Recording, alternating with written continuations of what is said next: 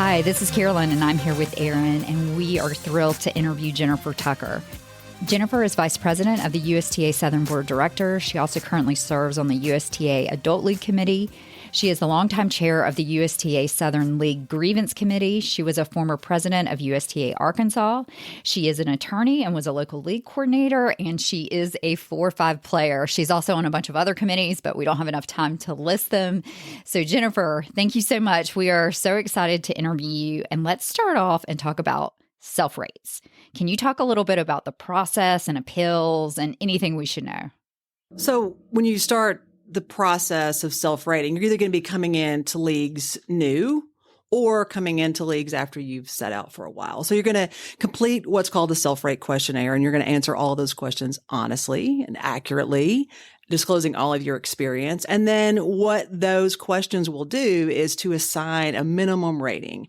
And at that point, if you're not satisfied with what that assignment is, you can then do a self-rate appeal. And what that is that you literally just click the button after you have self-rated and write down at that point, it's your one shot, everything that you think would be relevant as to why that minimum assignment isn't accurate. And the Southern Self-Rate Appeals Committee, so volunteers, actual people, will look at those decisions or look at those appeal reasons and make a decision as to whether your reasons are sufficient enough to really override that self-rate questionnaire. What if I'm the person that plays the person that has a 4.0 self-rate? Can I then file a grievance? Like, what can I do? So if you've gone through that process correctly and you've answered all those questions honestly and appropriately, and you've gone through the appeal process and you're granted an appeal, then you've done what you're supposed to do. Now, you may be able to be DQ'd dynamically, that is by your play, which is the computer assessing whether you've hit the number of strikes for your dynamics. But in terms of anyone else complaining about you, the only sufficient real basis for a grievance would be a self-rate grievance. And you, Carolyn, would basically file the grievance and say, I played this player. I believe he played college tennis. He didn't disclose that college tennis on his self-rate questionnaire. Therefore, I'm filing a grievance. But if he did complete the self-rate questionnaire honestly, there would be no really basis to uphold that grievance. Okay, that explains a lot to me now because, for instance, we had a friend play a woman who was self-rated in tri-level this year, which now tri-level counts towards ratings. And they didn't get rocked, but she clearly knew the woman wasn't at her correct level. Well, she didn't think she was at her correct level.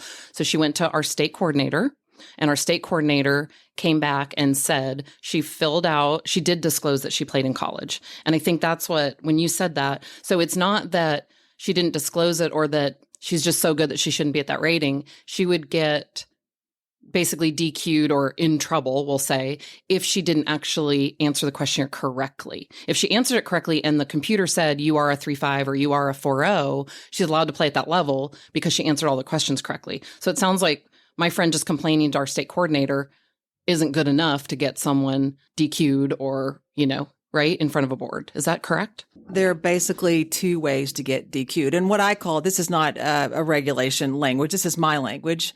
You can get DQ'd an objective way, which is the computer reviews will know your dynamic ratings after every match you play. So that is an objective way. In other words, there are no people involved.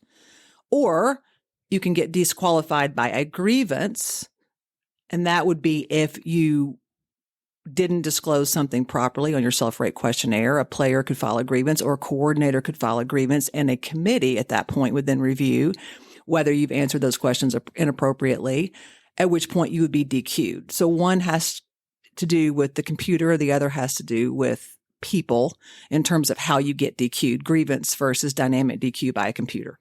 So is that grievance committee, I picture it as like a panel of you sitting around, like in a court of law. But so however many people that there are on that committee, does that mean that you guys have to almost investigate? Like, do you have to look to see, are they playing by their real name? Did they play in college and they didn't disclose it? Like, do you have to do Google searches on people? How do you find that information out? So typically these NTRP grievances are coming to us at the Southern League Grievance Committee level by coordinators. So all NTRP grievances, these self-rate grievances, come directly to the Southern Adult League Grievance Committee. They're not heard locally. And typically what will happen is a coordinator, be it a local league coordinator or a state league coordinator, will file those grievances. And in those cases where coordinators are filing, they'll really provide most of the information that is necessary. So for example, if a player has played in college, and I'll make it easier, is playing at 3.0 and they're 27 years old, and someone has heard that they've played Division I college tennis. At that point, it's fairly easy to Google that person's name, see them on their college tennis roster. The coordinator will provide that link, will provide the self-rate questionnaire. Those are fairly straightforward and simple. But yes, there are other times when maybe a captain has filed a grievance and there's some suspicion, but they may not have all the evidence necessary, at which point either coordinator or the committee or both will do a little bit further investigation. Google searching. Google searching. A lot of Google searching. Do you ever follow anyone out to the court and watch them play? Contrary to popular opinion, there's no eye test for these. These are going to be limited to whether a person completed that self-rate questionnaire appropriately. Okay, has anyone sent in video of someone playing to prove their point? They've submitted it, but we've not reviewed it. We get pictures, we get YouTube videos, we get all sorts of evidence. And again, it's like the old verifier in terms of the rating. The ratings are not based upon the eye test or a pro's opinion or a captain's opinion. And so just to reiterate so that I have this correct, because people ask us questions all the time. For me to get DQ'd, I'm a self-rate. Let's say I'm a 3.0 self-rate. For me to get DQ'd, it can only be by the computer, and then, or it can be where I lied when filling out the self-rate form. That's basically it. That's right. That's simplified. That's it. For example, I think the most common misconception is I can play a player next week and I get beat 6-0, 6-0, and I think to myself, there is no way that player is rated X. I'm going to call my local league coordinator. The local league coordinator can do nothing about that. The coordinator, as Aaron mentioned, can look up and make sure those players have answered those questions appropriately. But contrary to popular opinion, someone telling on you, quote unquote, is not going to get someone DQ'd unless a grievance is filed alleging that the person has not disclosed their experience appropriately. And this question kind of goes, we're going to talk about urban legends in our next episode, but is it correct that from a computer perspective, there has to be 3 strikes against you or 3 matches where you, I guess, score higher? I think this may be important for the self-rate episode too. Right. So when a player is self-rated, the player is assigned a general rating, a 3.5, a 4.0, and the computer is going to come up with an expected outcome every time that player plays a match. And it's not based upon a one-loss record, but it's going to be an expected outcome. And every time that player plays a match, a dynamic rating is going to be generated. That is a rating to the 100th of a point. And there is a threshold at every level under which a player, if he or she jumps above that, would receive what's called a strike. So if the player receives 3 strikes, which is going above that threshold 3 times after 3 matches, then they would be disqualified at that level. And that's not for computer rates at this point. It's only for self rates. Is it for appeals too? Also for appeals. Okay, appeal rated players. So are you saying that it does not go for, if I'm a computer rated 4.0, if I'm playing and I'm just rocking it at the beat, let's say, spring's about to start and I'm just rocking it, I'm beating everybody 6-0, 6-0 now, as a computer rated 4.0, could I get disqualified? No, as a computer rated player, you could not be disqualified during the season. You could be moved up or down at the end of the year, which would be a year-end rating. Good to know, but it's not going to happen anyway. But I just, just in case. Just in case, Erin. Not something we have to worry about. Okay, so Jenifer, you are not only on grievance committees and on all types of committees from local to national. I'm sure you've had some crazy situations on the court, off the court, in the actual court of law.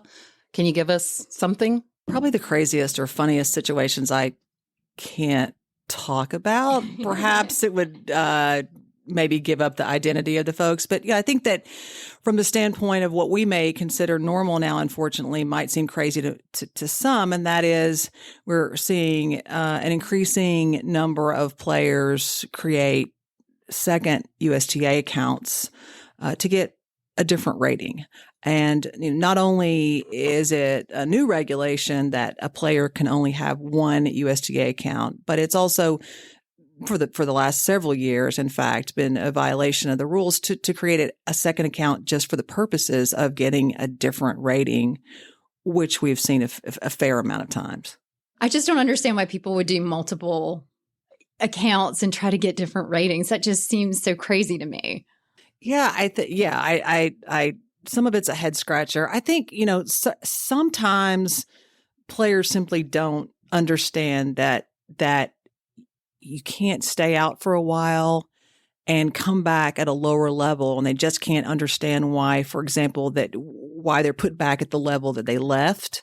And the reason is just generally speaking, that self-rate is the rating that's assigned at that point. And if you're really doing it correctly, you need to allow for improvement. So if I'm a new player, or if I'm a player coming back to tennis and I was a 4.0 5 years ago and I come back, the general player playing once or twice a week or 3 times a week is going to get back to that level at which they left.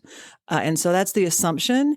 And I think that many players don't agree, or maybe not can wrap their brain around that. And I think that's the thing that most people have to remember, that certainly when we've taken off, we don't come back at full strength that day. But as we say, if we knock the rust off, we're going to come back and eventually get to the level that we left. Okay, now I have a real question, like a good question. So I don't know if people are cheating the system or what is happening, but for instance, there are sometimes teams, and maybe people are just gobbling up a bunch of self-rates, but sometimes there are teams literally made up of all self-rates except for maybe a few. So are those people that are, I know we don't know if they're telling the truth or not, but are they really just coming into USTA?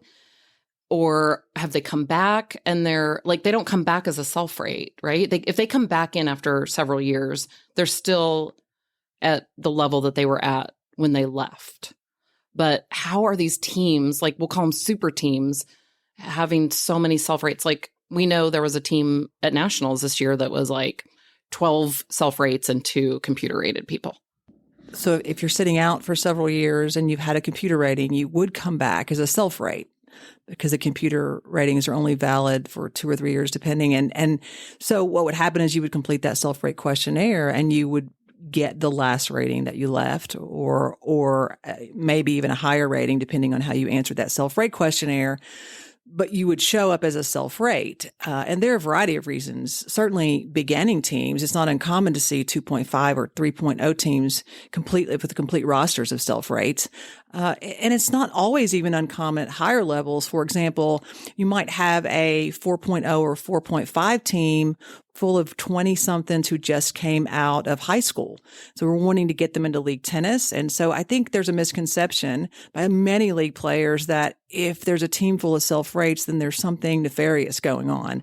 We want to see new players come into league tennis, and they may be an entire group of friends who are starting tennis together or starting league tennis together who have had quite a bit of tennis experience. So it may not be limited to 2.5 or 3.0 teams. It could very well be 4.0 or 4.5. So I think it's an assumption that I think it's reasonable, or to think maybe that there might be something amiss, but sometimes it's simply they're new to tennis or new to league tennis. That's actually a really good point, because when we see self-rates, we think, a group of self-rates, we think sandbaggers. We think a bunch of sandbaggers. So that is a really good way of explaining it, why that happens. And Jenifer, can you also tell us your most memorable moment on the court? Well, it may be boring to folks who have gone to national championships, but I started league tennis at a late age, and my primary reason was that I played basketball and wanted some sort of team experience, and it was all about team for me. So by far my most memorable experience was my first state championship, and it was far more memorable, far more exciting for me than a tournament. The reason why I played league tennis, the reason why I think league tennis is the best recreational sport out there is the team concept. I agree, and that's how I met Aaron. Exactly. Thanks to Jenifer for coming on the podcast. We have another episode with Jenifer where we discuss different urban legends we have heard. Also, Jenifer mentioned that some of the questions and answers contained in this episode are based on the Southern section perspective, so that the processes and some regulations in other sections may be different in some instances. We hope you check out our website, which is secondservepodcast.com. Thanks so much for listening, and hope to see you on the court soon.